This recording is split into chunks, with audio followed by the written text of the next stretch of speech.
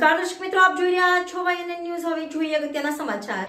શ્રી રિદ્ધિ સિદ્ધિ વિનાયક મંદિર ખાતે ગણપતિ બાપાના જન્મોત્સવ નિમિત્તે મહાઆરતી અને કેક કાપીને ઉજવણી કરવામાં આવી। હિન્દુ પંચાંગ અનુસાર દર વર્ષે મહા મહિનાના શુક્લ પક્ષની ચતુર્થી તિથિને ગણેશ જયંતિ તરીકે ઉજવવામાં આવે છે અને મહાવિનાયક ચતુર્થી, ગણેશ ચતુર્થી જેવા નામોથી પણ ઓળખવામાં આવે છે। આ વર્ષે ગણેશ જયંતિ 13 ફેબ્રુઆરીએ ઉજવાય છે। માન્યતા છે કે આ દિવસે ભગવાન ગણેશની વિધિસર પૂજા કરવાની સાથે વ્રત રાખવાથી વ્યક્તિની દરેક મનોકામના પૂરી થાય છે અને જીવનમાં સુખ સમૃદ્ધિ જળવાઈ રહે છે।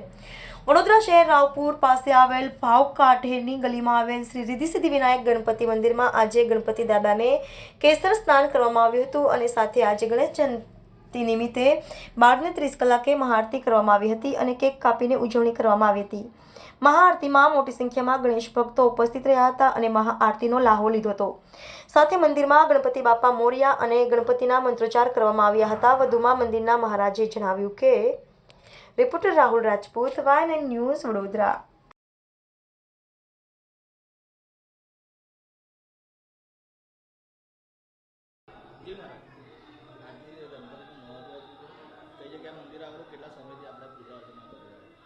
આ આવેલું છે દાંડિયા બજારમાં રિદ્ધિ સિદ્ધિ ગણપતિ મંદિર, બાજુમાં સ્વયંભૂ શિવલિંગ બી છે, નીલકંઠેશ્વર મહાદેવના નામે ઓળખાય છે અને આ મંદિર સયાજીરાવ ગાયકવાડ એ બનાવેલા છે અને આજે મંગળવાર હોવાથી વિનાયકી ચતુર્થી અંગારક ચોથ હોય છે।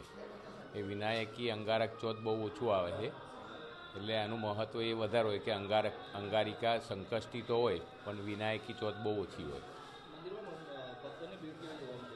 આવે છે સેંકડોની એની અંદર ભક્તો આવે છે સવારથી સાંજ સુધી। રામચંદ્ર ગોસ્વામી અને અમે પેઢીઓથી લગભગ 300-400 વર્ષથી અમારી પૂર્વજો પૂજા કરતા આવ્યા છે। Subscribe now and press the bell icon. Never miss an update.